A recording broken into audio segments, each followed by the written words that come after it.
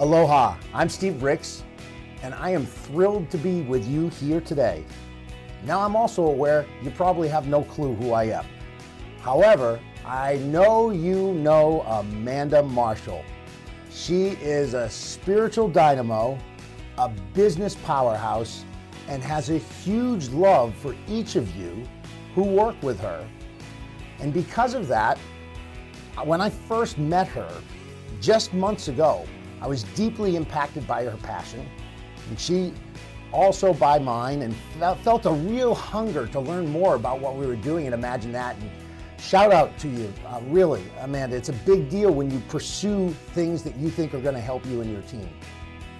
She got wind of this project that Imagine That is doing, and she asked if we'd be willing to put it together for you guys. And the answer, of course, is absolutely. So without further ado, because of your great leader, Amanda Marshall, please enjoy the last resolution you'll ever make, and probably the first one you'll ever keep.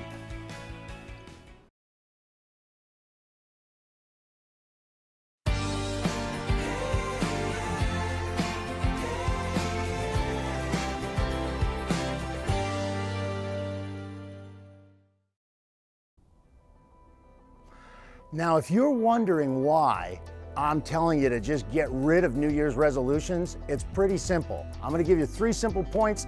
Trust me, you don't even need to remember them because you wouldn't anyway, which is why we wanna get rid of them.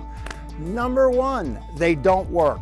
Illustration, case in point, think of the conversations we're having about right now. Are people high-fiving each other as we count down the new year saying, yes, I lost 40 pounds, or I have a great relationship? Hell no, we're not. But you know what the conversation is for the 3 weeks that follow? It's pretty simple. Well, I gave it a good old college try, and my favorite, there's always next year. Well, we want to throw that away because it just doesn't work. And don't take it from me. Forbes magazine, Psychology Today, and the University of Scranton all did surveys. University of Scranton says less than 10% make it past January. And the others say if you're lucky to get 5% who keep them, that's a big number. So we know not only do they not work, we generally do them for the wrong reasons. I mean, like because our wife or our son or our daughter nags us. That's not a good reason. Or because we think it'll make us feel better. And if you want the full list, I got a long list on our website. You can check it out there. Just make a note of it and you'll see it later. The other thing, and the most important thing, is your brain is not wired to have sudden, fast change. Because when we're little kids, we start with this idea of we just want to learn and explore. First 7 years, it's called the theta wave state. Then from 7 to 14, it's all about experimenting. That's why as your teenagers are thinking they can run the world, and I think Tom Sawyer said when your kid's 14, put them in a box with a hole in it, and at 18, put a plug in the hole. Well, I'm just kidding about that, but there's a reason for that. Because they think they've got it all together. And then from 14 to about 21, we embed those values. Most people say 95% of the values we're after, we've already got by the time we hit 20. So for most of my audience today, I suspect we all have the same challenge. And that challenge is this, that we have automatically created behavioral patterns based on things called neural pathways. And if you do it even a lot, they put a little thing called myelin around it, and it makes it super hard to break, which is why a guy named Tony Robbins said, if you want big results, you gotta take massive action, but your brain doesn't work that way. In a few minutes, I'm gonna show you how it does. But before that, I wanna take you to the home of one of my dearest friends here in Scottsdale. He was so kind in his busy schedule to give us some time to look into the mind of a guy who's actually doing it right. And tell you what, he threw New Year's resolutions away too. Let's go check out this guy. $100 million in worth, over 45 businesses he's involved in. Imagine that.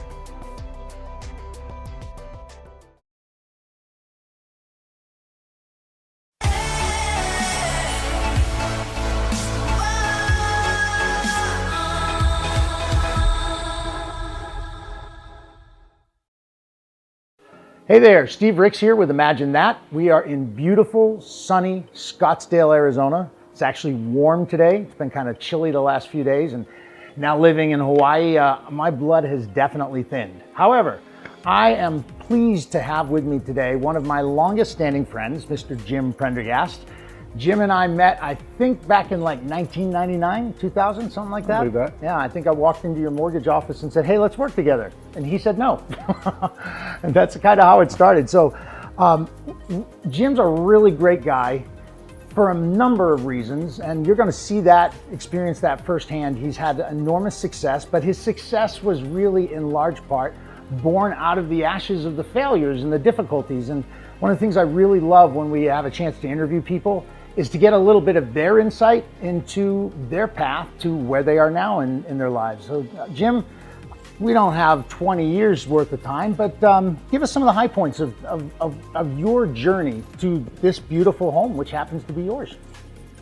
Well, to your point, Steve, I think most of the high points were really nothing more than a culmination of about a dozen low points at each time. So the story of this place and my life now really is about the failures and failing forward, as they say, getting back up, persevering, really just always believing that you're moving in the right direction and figuring it out as you go. I think so many of us have great plans, whether it's to start a company. We have clear visions on how we want our life to go, and we get sidetracked. We get beat down. We make mistakes. We feel failure. Doesn't feel good. People around us see us as failures at times, and sometimes we take that on.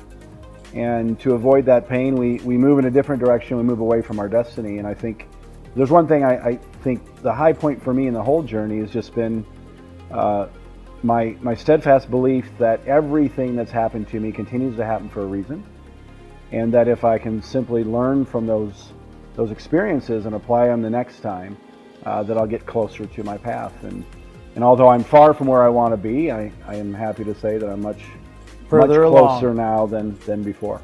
Well, we're all about imagination, and I know we've talked. We actually have had some business ventures together, and you hit some walls sometimes, and you just think there's nowhere to go. How has imagination played a role in your life as it relates to the workings of your business?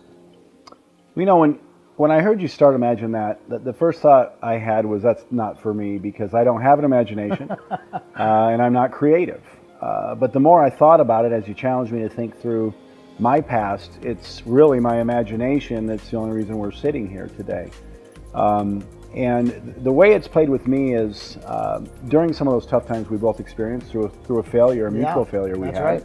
In business, I was forced to open up my mind to what could be the future. The industry we knew and the financial wherewithal we had built to that point was really no longer.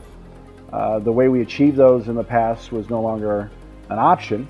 And so when I look back, I start seeing how I was able to use imagination and creativity to figure out where my next path should be. And so, moving from the financial sector into healthcare, if you'd have told me that 20 years ago, I would have laughed.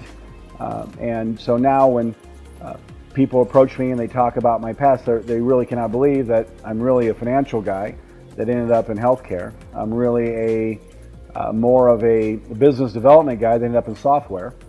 And at the end of the day, it's imagination and vision, which I would say are very similar and closely related, that had. Well, I love that you said that you kind of expanded consciousness, right? You allow new things to come into the mix. Something I have always loved about you and admired, and it's frankly kept me going to fulfill my vision in large part, is your sense of being resolute, very certain of where you're going. And here at this time of year, New Year's resolutions, just a quick question for you. Do you make New Year's resolutions? I don't make New Year's resolutions, but I'm a huge believer in affirmations, which I believe are nothing more than daily resolutions, ways of being. I do have a process where me and my family members choose a word that means something to us for the coming year, and a word we want to improve on. This year my word's discipline for 2020. What was it here in 2019? Family. Nice. So, this year I dropped a lot of board obligations, cut down on some investing and some opportunities that normally I would take and not be around as much. And this year it was really important for me to get back to what really matters and the priority and not be pulled in so many directions. That's fantastic. And as you look to the coming year, how are the kids feeling about that word discipline? Well, my son has picked that up as well. He's an athlete. He's a very, very driven kid. So he gets up every day at 7 a.m. to work out on his own without any prompting. He trains multiple times a week. How old is he? 11. Wow. He's 11. So he knows discipline is what it takes. He's not as disciplined as his schoolwork, so that word really resonated with him in all phases of his life. So one last thought before we wrap up today. If you're thinking about talking to the audience and telling them to take a different approach around this concept of resolutions, and that's very much our approach, is that it's kind of something of the past, it's not very effective. But what would you encourage the audience to do as they think about the fundamental premise of what a resolution is all about, something more, better, different, they want to change? What would you tell them? Well, first thing I think of when I think of resolution is it's a way that we want to be. And so often we choose resolutions that they're really nothing more than a goal. And what we know about goals is that they must be practiced daily. They must become a habit, and they really are just part of a life. And so for me, it's really about how we start our day is how we end our day. And so starting your day, whether it's a resolution or an affirmation of how do I want to be and how am I going to be in this day to be that person, that's something I do every single morning when I get up. I love that. I love that. One of the things I've encouraged people to do is just pick 3 things you want to make happen today. At the end of the day, what worked, what didn't, you get back at it again. Well, thanks so much for being with us today, and really appreciate your time. We'll see you all later.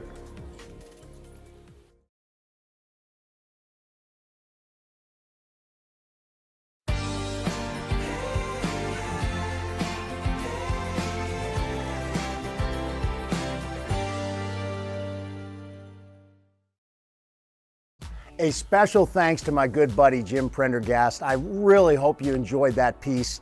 Man, there's so many nuggets you can glean from that. The thing I want you to focus on most is, you remember when he said he was kind of a little iffy on that whole imagination thing, and then he actually looked and said, no, my life is full of imagination.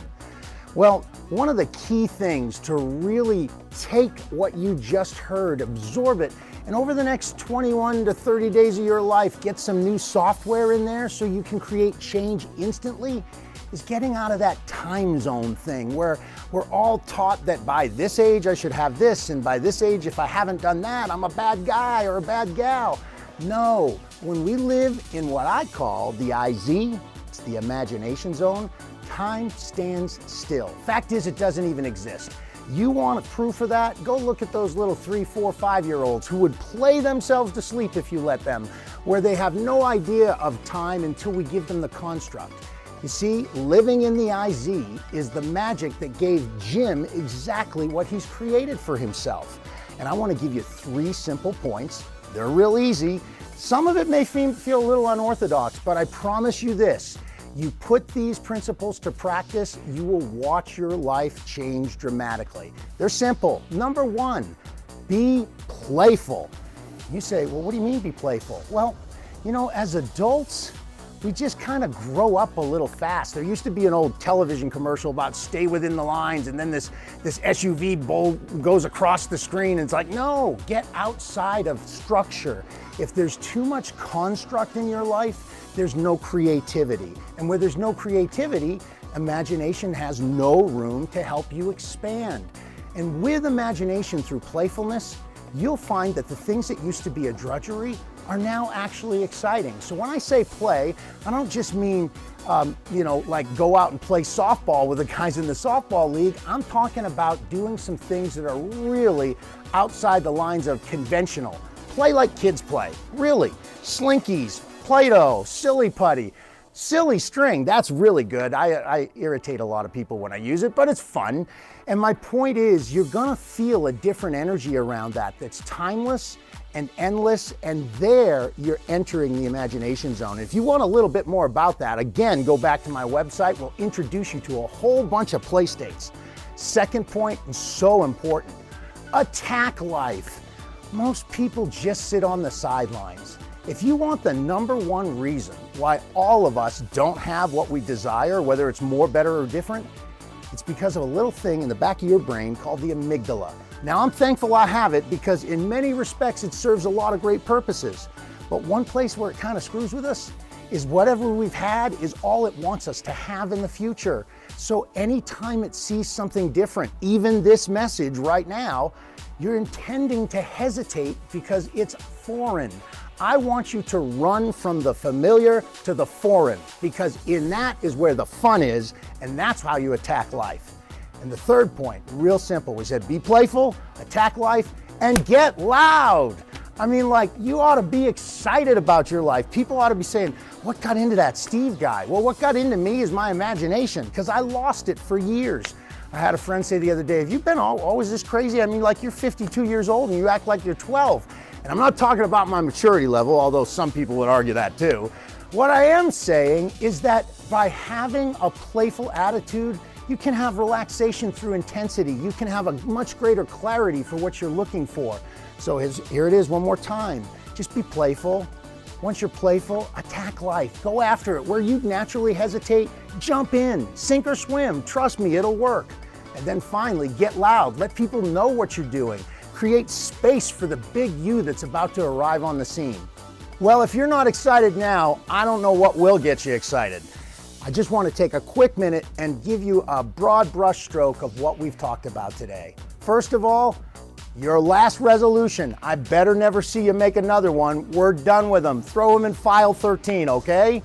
And the reason why they don't work, we usually do them the wrong reasons, and your brain's not wired for it. And if we didn't have a better illustration than Jim Prendergast today, giving us insights of a multi-millionaire whose passion isn't the money, his passion is relationship and growth and the idea of expanding and growing. Here's a guy who could just, frankly, sit on his butt and do nothing, and he's constantly stretching and making room to get into my favorite place, the IZ, the imagination zone. And the 3 points we gave you there, just be playful. Let your hair down. Well, not in my case, but then after you've let your hair down, be sure to attack life with some vim and vigor. And lastly, get loud.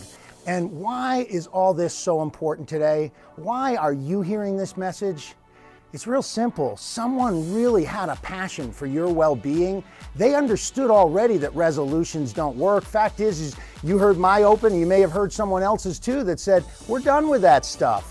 Your employer, a coworker, somebody who knows you, I want you to think hard, because as soon as we're done, you're going to see a little invitation from them.